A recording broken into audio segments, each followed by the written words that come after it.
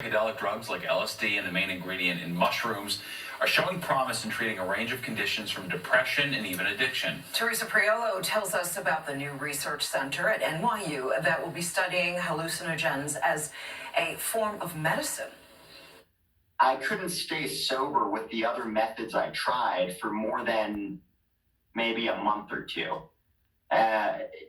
So it was difficult for me to stop drinking, to say the least. John Kostakopoulos is adamant he's been cured of his alcohol addiction, an addiction he spent the better part of a decade attempting to get out from under. Cured thanks to the unconventional, but in his opinion, highly effective use of psychedelics. To put it into perspective, I took this in 2015, and I haven't had a drink since, let alone crave a drink.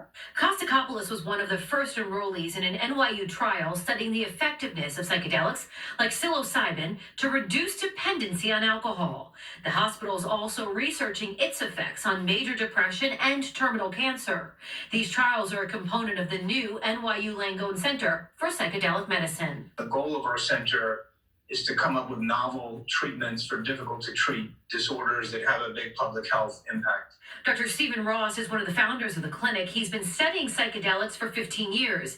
This is not a bad mushroom trip at a concert or even ayahuasca. What people are getting in concerts or on the underground, or who knows what it is. It could be the drug, it could be not, it could be adulterated with all kinds of things.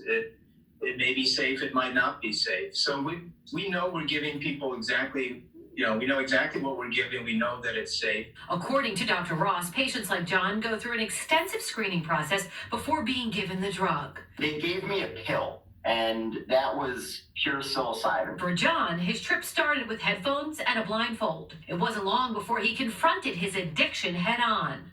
I saw a glass liquor bottle in the middle of the desert. And then all of a sudden, the glass disintegrated into the sand.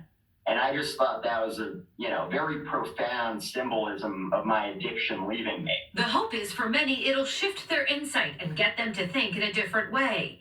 For John, it changed his life. NYU hopes to enter phase 3 of their trials in the next 6 to 12 months. Then it plans to petition the FDA to reconsider psychedelics as Schedule I drugs. In the newsroom, Teresa Priolo, Fox 5 News.